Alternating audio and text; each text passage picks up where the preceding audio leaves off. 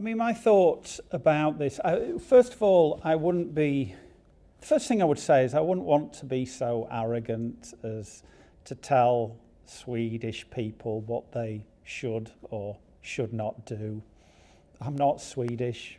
I've not lived in Sweden. I have quite a few friends who are Swedish.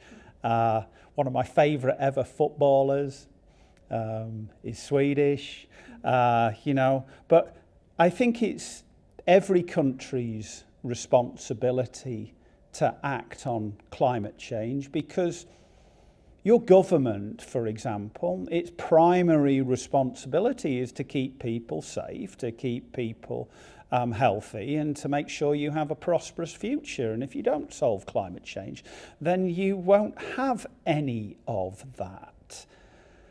However, what would I say about Sweden? So if someone asked me about the country, I would say that it's a country known for great social care, known for a happy population, known for a population that has a great affinity with nature, known for a population that has great universities and unbelievable innovators, and in my field has produced people like Johan Rockström, has a Stockholm Resilience Centre, and Greta Thunberg. So if Sweden doesn't lead on sustainability, who will?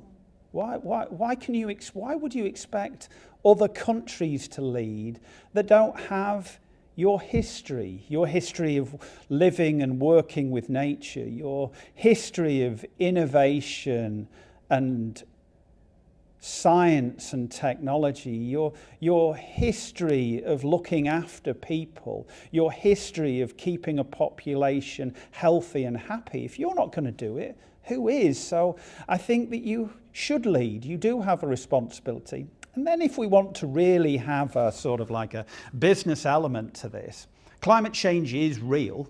It is happening. It's not going away. You can't stick your head in the sand and wish for it to change. I wish we could. I wish I was wrong. But climate change is happening.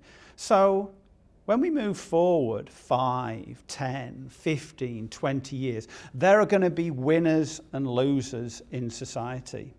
And the winners are going to be the ones who've acted on climate change. They're going to be the ones who have innovated on climate change. They're going to be the ones who've made their cities and their agricultural sector and their fisheries and their people and their places resilient to climate change. So, do you want to be a winner or do you want to be a loser? If you want to be a winner, lead on climate.